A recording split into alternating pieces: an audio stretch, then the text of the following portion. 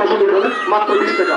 আমি এই 20 টাকার জন্য ঢাকার রাস্তা আমার জুতার তলা খুলে গেছিলাম, সত্য কথা, আমার জুতার তলা খুলে গেছিলাম, আমার জুতা আমার তো এইরকম অবস্থা।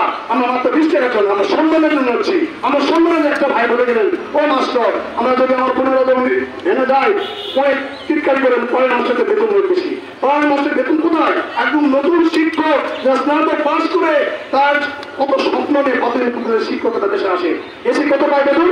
13 বেতন গেলে 11 স্কেল, বাসা ভাড়া 4,950 টাকা, মেডিকেল 1500 টাকা, টিফিন ভাড়া 200 টাকা, সর্বোচ্চ 17,650 টাকা। সেখান থেকে বিয়ার কর্তন করা হয় 110 টাকা, অর্থাৎ 17,540 টাকা বেতন দিয়ে বিপন্ন বাজারে কিভাবে সম্ভব একদম জাতি ঘর চলে?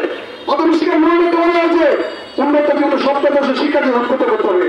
আমরা বলুন 11 থেকে স্কেলে আমরা শিক্ষকরা কিভাবে উন্নত জীবনে সপ্তদশে দেখতে পারি? আপনাদের কাছে প্রশ্ন, জাতির বিবেক, জাতির দর্পণ আমার সামনে সামাজিক ভাইরা আছে, তাদের কাছে আমার প্রশ্ন, 11 থেকে মূল স্কেলে মূল বেতন দিয়ে আমরা কি উন্নত জীবনের স্বপ্ন দেখতে পারি? আমরা কি আমাদের উন্নত শিক্ষা নেওয়ার প্রতিদিন মিথ্যা আশ্বাস নেই?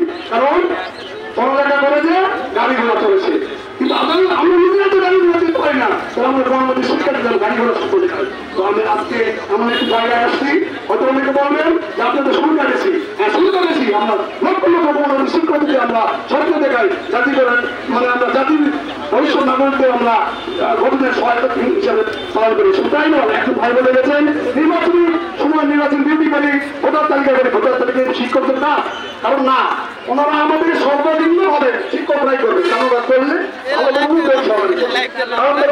আমরা পদোন্নতি শিক্ষকরা আস্তে আস্তে এগুলো আমাদের ভোটার তালিকা শিক্ষকের কাজ না। আমি এটা উপদেশ আমাদের কাছে বলেছি, আমরা শিক্ষক কেন পাবেন? শিক্ষা আমরা কোন প্রজেক্টের মাধ্যমে বিভিন্নভাবে তারা করে দিই। তো যাই হোক, অনেক কথা হয়ে গেল। তো আমি অনুরোধ করবো, আমরা যে সাংবাদিক ভাই আমি দেখলাম রিভু ভাইকে প্রশ্ন করলেন যে আপনার কেন দর্শকদের দাবি করছেন। আমি এই জন্য দর্শকদের দাবি করছি যে কৃষি সম্প্রসারণ অধিদপ্তরের ড্রাইভার যাদের শিক্ষাগত যোগ্যতা অর্জন তারা পাচ্ছে 12,000, আর আমরা পাচ্ছি মানুষ তারা পাচ্ছে 13,000। আমাদের ছাত্র কৃষি উপসহকারী যারা এসএসসি পাস 3 বছর ডিপ্লোমা তারা পাচ্ছে 10,000। আমরা কেন পাবো 10,000? আমাদের ছাত্রী নার্স এসএসসি পাস 4 বছর ডিপ্লোমা তারা পাচ্ছে 10,000, আমরা কেন পাবো না?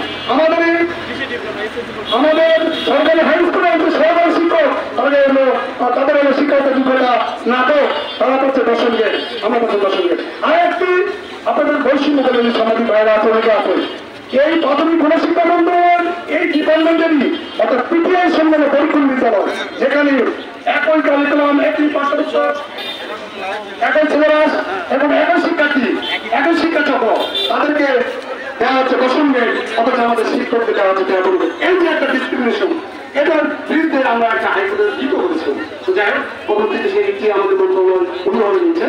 তো আমি যেটা বলেছিলাম যে আমরা আন্দোলনের মাধ্যমে আমরা আন্দোলন করতে চাই না, আমরা শিক্ষকরা শান্তিপূর্ণভাবে আমরা 10,000 দাবি উঠিয়েছি, ইনশাল্লাহ আমাদের 10,000 বাস্তবায়ন হবে। আর বদলগাছ উপজেলার সকল শিক্ষক শিক্ষিকাকে বিতরণ করবো, যদি আমাদের সামনে যদি ঢাকা যেতে হয়, আপনি আজকে যেমন বদলগাছ দিয়ে আনন্দের সঙ্গে এসছেন, পরবর্তী শিক্ষক সন্তানকে রেখে চলে আসছেন, আপনারা অবশ্যই এই বদলগাছ যেভাবে আসছেন সেভাবে আপনারা বাসে চলে ট্রেনে চলে ঢাকা অবশ্যই আপনারা যাবেন যখন আপনাদের ঢাকা আসবে। তো আমরা চাই যে ঢাকা যাওয়ার আগেই যেন আমাদের এই 10,000 ব্যক্তি পূরণ হয়, এই আশাবাদ ব্যক্ত করছি। সবাই ভালো থাকবেন, সুস্বাস্থ্য কামনা করছি। রাব্বিশ শেরিং ছাত্রী ওয়াইয়া সিলামি, রাব্বিশ শেরিং ছাত্রী ওয়াইয়া সিলামি। আসসালামু আলাইকুম।